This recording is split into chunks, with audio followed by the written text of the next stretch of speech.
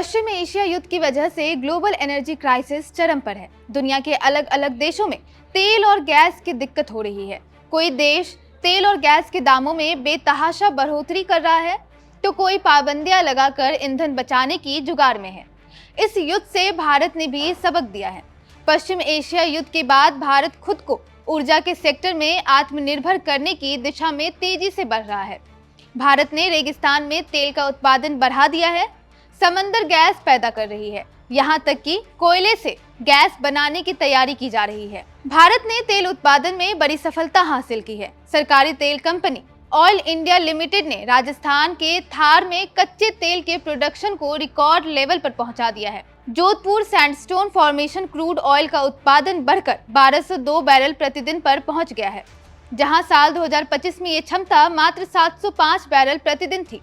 आज उसमें लगभग 70% का उछाल आ चुका है। कंपनी ने 13 नए तेल के कुएं की खुदाई की है।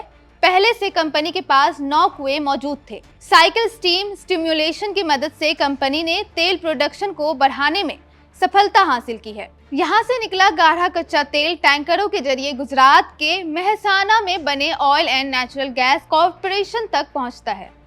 वहां से उसे पाइपलाइन के जरिए इंडियन ऑयल कॉर्पोरेशन लिमिटेड की रिफाइनरी भेजा जाता है। वित्तीय वर्ष 2025-26 में ऑयल इंडिया के राजस्थान के इस इलाके से 43,773 मीट्रिक टन कच्चे तेल का उत्पादन किया गया था, जबकि पिछले वर्ष में यह 32,787 मीट्रिक टन था। थार रेगिस्तान के अलावा भारत ने अंडमान सागर में भी बड़ी सफलता हासिल की है।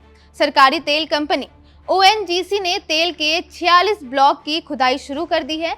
$20 अरब के मेगा प्लान के तहत कंपनी ने ऑयल और गैस एक्सप्लोरेशन की मंजूरी दी है। अंडमान और निकोबार द्वीप समूह के पास गहरे पानी में तेल और प्राकृतिक गैस की भारी संभावनाओं को तलाशने के लिए कंपनी ने नए ब्लॉकों में ड्रिलिंग शुरू कर दी है।